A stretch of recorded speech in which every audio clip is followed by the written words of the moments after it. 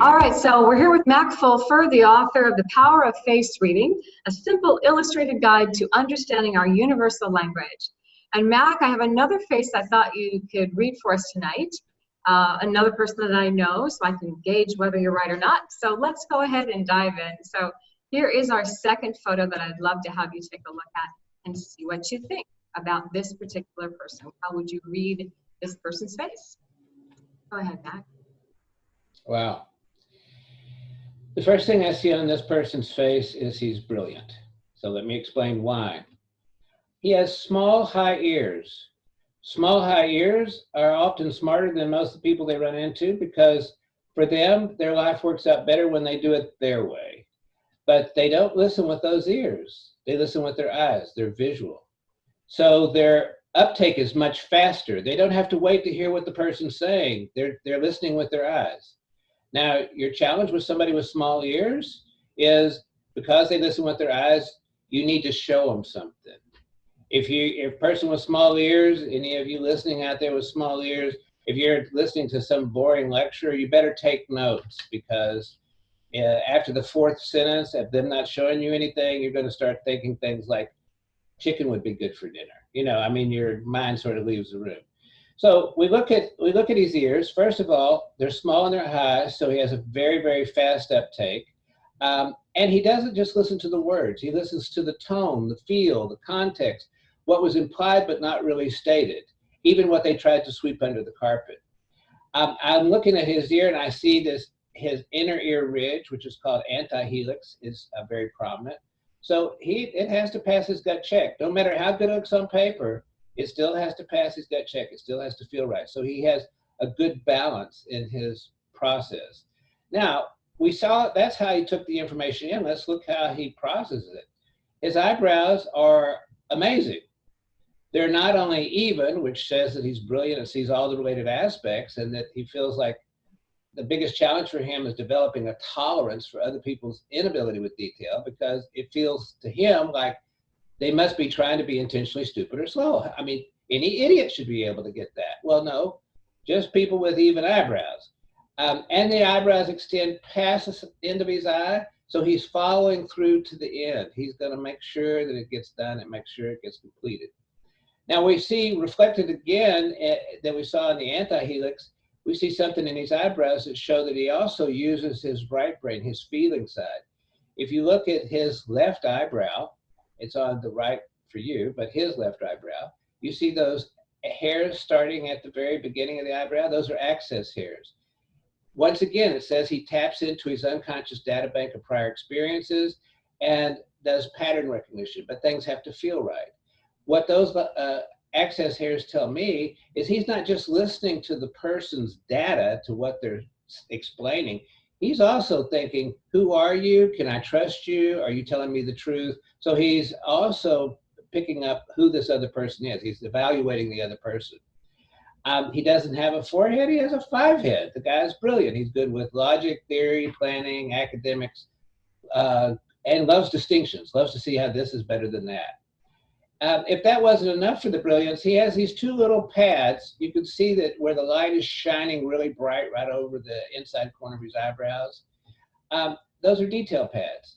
So he has the ability to see details others miss. So he's got detail twice in his face, where he's able to pick up on things that pass other people by. You know, he could walk in and go, how'd you miss that? And the person will go, how did you see it? It's like, you know, for him, it's just obvious. Now, you're also looking at every line on the face means something. Those are not wrinkles. They're not caused by old age. They're epigenetic expressions of how we've changed or modified ourselves to fit our life. And if you look closely between his eyebrows, you can see a line that goes straight up. I call that a freight train line. But he's intense. Through self-sacrifice and self-discipline, he's made himself get so focused that when he's on something, you need to get off his track or get on board, because he's a freight train. He's going to go to the station with it. His eyelids show a balanced capacity for intimacy. They're not too big or too small. They're, if anything, on the smaller side, so it just indicates focus. A really interesting thing about his face, his eyes slant up. The outside corners of his eyes are higher than the inside corners of his eyes. So this is an indication of optimism. He feels like somehow, some way it's going to work. No matter what kind of problem you give him, it's like, well, we can do it. We'll figure it out. So he always has this optimistic attitude. The challenge with that is on those rare occasions when it just flat doesn't work out, he can get more disappointed than the average person. What he needs, though, is someone to put some wind back under his wings, somebody to let him know that, like, hey, don't, you're smarter than any of those other guys. Don't worry about it. We'll figure it out. But the positive side, scientifically, optimistic people like him outlive pessimistic people by 8 years. So it's a positive outlook is more important than not smoking cigarettes. So we also see a wide face. So he has energy for the long haul. He can just keep going and going and going. And if you look at his cheeks, from the side of his face to the shiny spot on his cheek is where his cheek is running. Those are warrior cheeks. So he's got grit. If life kicks him in the teeth and knocks him down, he just dusts himself off, gets back up, and goes after it again. Now, we saw his eyebrows, but let's look at his chin to see where is he coming from? How is he going to act on this? He's got a very straight chin. It says he goes all out for his goals, causes, values, and ideas. He has very high standards, high ideals, high values, and he wants to meet them. A possible help for him is that cleft in his chin, because the cleft in his chin shows adaptability. So when things aren't going the way he thought they should or ought to go, he's capable of making that adjustment. He'll adjust and adapt to it. He'll adapt to what the circumstances are and make it work that way. The line just over the line, the vertical line on his chin, the horizontal line, is what I call a desirability line, but it's also an overachiever line. So what this is about is somebody who doesn't go along patting himself in the back or tooting his own horn or thinking, I'm so wonderful, I'm so brilliant, I'm so great. He believes in validation when he gets it from external sources, when somebody else lets him know.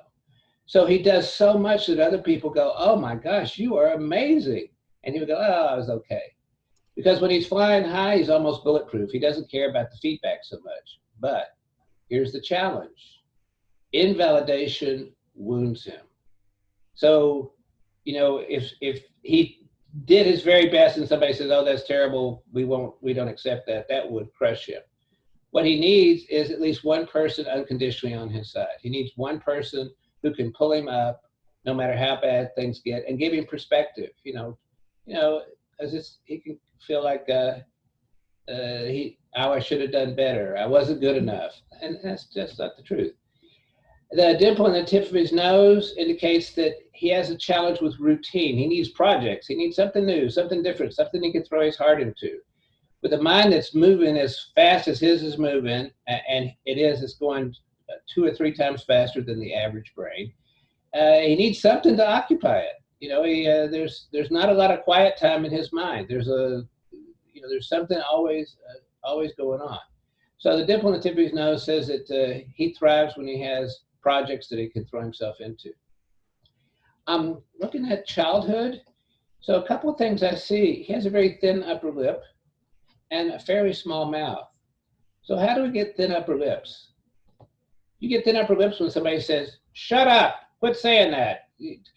Kids are to be seen and not heard. But where you get criticized, if you get criticized, whether at home or someplace else, what happens is you pull your upper lip in. And then epigenetically, you start to get a smaller upper lip. So he's not as quick to tell you about what he feels. He's not going to put something out there until he trusts you or until he knows you. The fact that he has a small mouth says that he has 4 or 5, maybe 10 thoughts that goes through his head for every one he finally lets out his mouth, because this mind never shuts up. A challenge can sometimes be if he interrupts you. I don't think with a small mouth like that he's going to interrupt, but if he interrupted you, it wouldn't be because he was trying to be rude. It's because he's having so many thoughts that if he doesn't say one, it can fall through the crack. And then it was like, oh, there was something I was going to say, but now I forgot what it was. So, brilliant.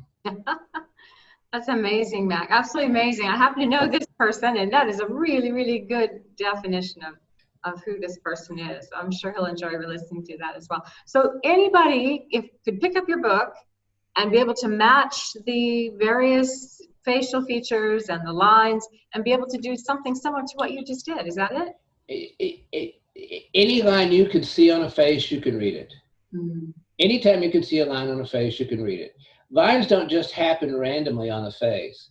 They occur in an epigenetic response to certain types of life experiences. So if you've really worked on developing your intellect, you get these horizontal lines across your forehead. If you've worked under intense mental pressure, you get diagonal lines across your forehead. If you're overly responsible, you get lines on your nose. So every line on your face can be read. So even if you don't know anything about face reading, you can walk up to somebody and just look at the lines in their face, and you can already give insights to them that they will think you're psychic. I mean, it's like, how did you know that? Yeah, it's been amazing. I've been doing this, Mac, with you, as you know, for the last 3 years, and my ability to connect with people is just skyrocketed, and I owe it to you and to your book and to your methods, and I'm very, very grateful. So thank you so much for sharing this great news, these great interpretations for us and face reading examples. Thank you, Mac. It's really been a joy to connect with you. Appreciate it very much. Thank you, Brenda. Yeah. Thanks again. Bye-bye.